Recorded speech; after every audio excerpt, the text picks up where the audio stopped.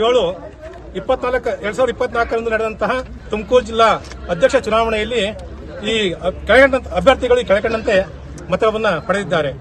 ವೈಲೇಶ್ವರ್ TC 05, Chandrashekhar HN 612, Paramesh S 958.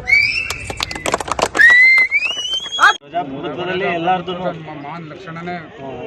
ಚುನಾವಣೆ ಆಗಲೇಬೇಕು.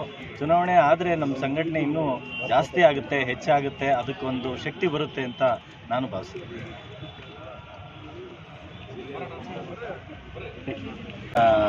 ನಮ್ಮ ಸಂಘಟನೆಯನ್ನು ಚೆನ್ನಾಗಿ ಮಾಡಬೇಕು, ಮೆಂಬರ್ಸ್ನ ಜಾಸ್ತಿ ಮಾಡಬೇಕು ಅನ್ನೋದೇ ನಮ್ಮದು ಮೊದಲನೆಯ ಆದ್ಯತೆ.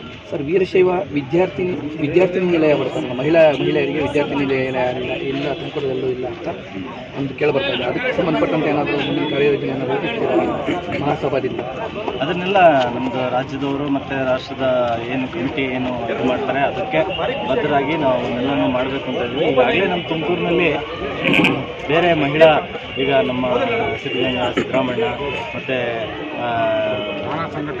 ಮಹಾ ಸಂಘಟನೆಗಳಲ್ಲಿ ಎಲ್ಲ ಹಾಸ್ಟೆಲ್ಗಳು ಇದ್ದಾವೆ, ಮಹಿಳೆಯರ ಹೆಣ್ಮಕ್ಳ ಹಾಸ್ಟೆಲ್ಗಳೂ ಇದ್ದಾವೆ, ಅವೆಲ್ಲ ನಡೀತಾ ಇದ್ದಾವೆ.